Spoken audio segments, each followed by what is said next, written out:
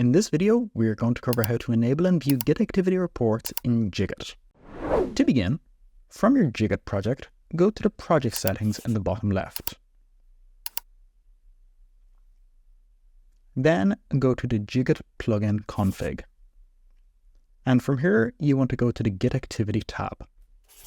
In the first field, we can input repositories.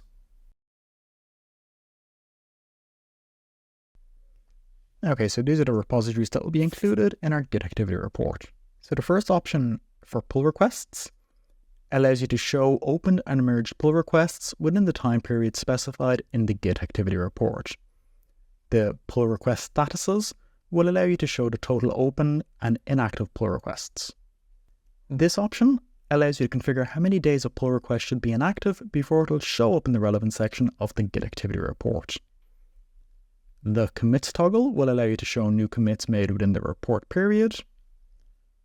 And if you disable this enable toggle and there are no other configurations present, the Git Activity menu will be removed. We'll get to that in a moment. So we're going to save our settings. And now if we have a quick refresh, we will see there is a Git Activity option on the menu to the left. So we shall select that. Here you can add or remove repositories according to the ones you have listed. You can also change the period of the Git Activity Report here from 1, 7, 14 or 30 days. It's also possible to minimize the repositories. If you want to access a specific repository and you have a large list of them, it can be helpful for managing your views. So we can see different repositories here I've used for testing. We can see open pull requests and their relevant Jira issue key. We can see inactive pull requests that are listed for more than 5 days. So this means the pull request hasn't updated in the last 5 days.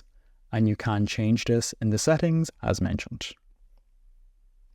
An important thing to note is, as specified here, the information present in the Git Activity Reports is based on the indexed information. So if you've done a recent task that hasn't yet indexed in Jigit, it won't be present in the Git Activity Report.